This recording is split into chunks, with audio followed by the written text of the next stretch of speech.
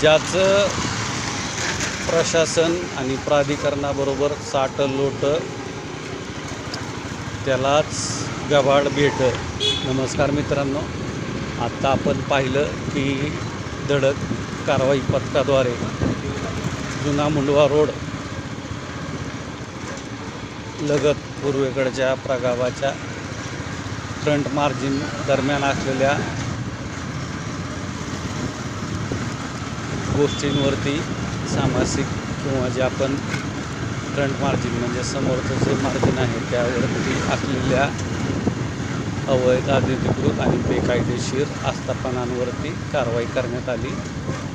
तर lotus court या वास्तू समोरची देखील कारवाई सदरील नागरिकांना अपेक्षित आहे. नवले साहेब आणि त्यांचे वरिष्ठ याची दखल घेतील. त्यांचं आत्तापर्यंत काही गाऱ्हाणं नव्हतं, पण सालाबादप्रमाणे रामनवमीचं जे स्टेज किंवा व्यासपीठ उभारण्याची ती जागा आहे आणि तिथं एका भंगार व्यावसायिकाने आपलं सामान जे पाहता तुम्ही हातगाड्या वगैरे टाकलेल्या आहेत. कसं आहे, कुणी कोणाला वैयक्तिक हे करू शकत नाही, त्यामुळे प्रशासनाने किंवा संबंधित प्राधिकरणाने रामनवमीसाठीचं व्यासपीठची जागा तात्पुरती तरी प्रशस्त करून द्यावी.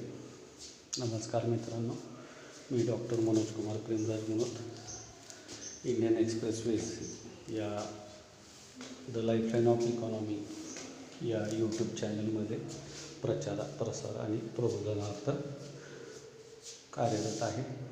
तरी आशा करतो की सदरील जे काही मागणी आहे ती विनंती समजून नवले साहेब आणि त्यांचे वरिष्ठ याची दखल घेतील आणि जसं सुरुवातीला म्हटलं की साटलोट आणि त्याआड गबाड नाही हे सिद्ध करून देतील.